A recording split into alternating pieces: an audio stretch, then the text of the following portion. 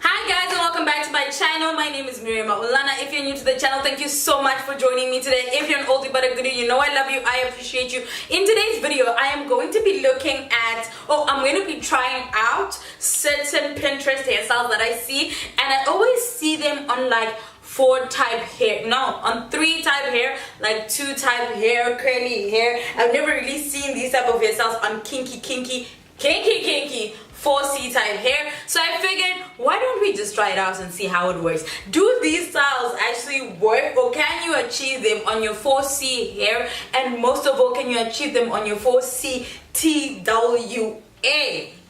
Okay, so I'm gonna put a picture right here for you guys to see what I'm talking about. Other than that, guys, thank you so much for joining me. As always, have a beautiful day. Enjoy the video. Mwah, mwah, mwah, mwah, mwah.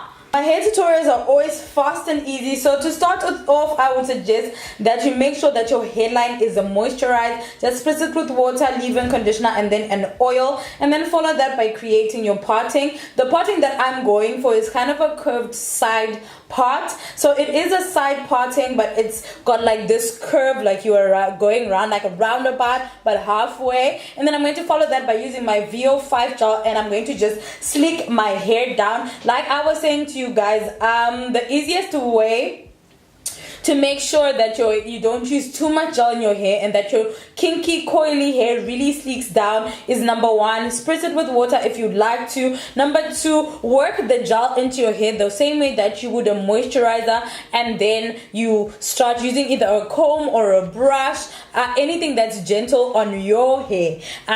When it comes to me, I basically just use the end part of the comb and use that as a brush when I am going through my hair.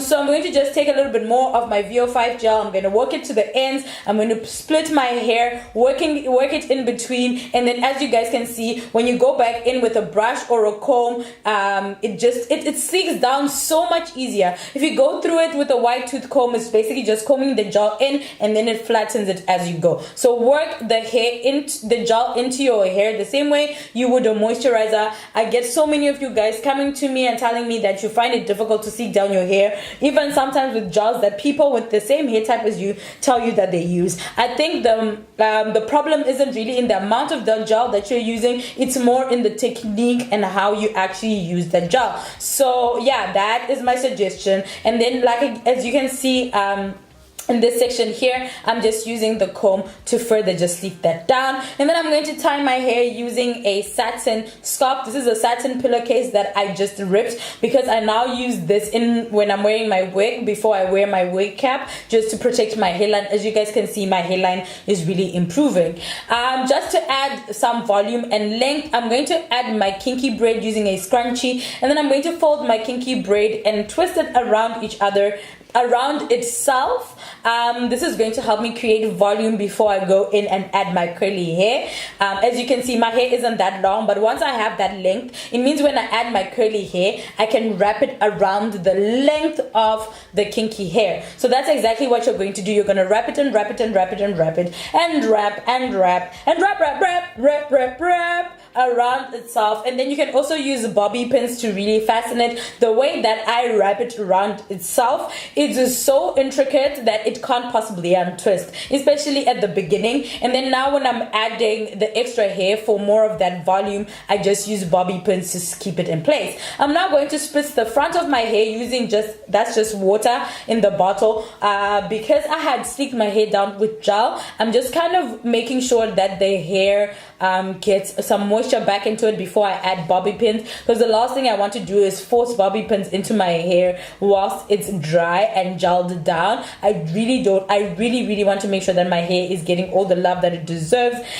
So don't worry about the white stuff. That's just the gel, because I've just spritzed it with water. As soon as the water dries down, the gel will also dry down black to the color of my hair. And then just like that, guys, you have this sleek down bobby pinned hairstyle. I hope that you guys enjoyed the video.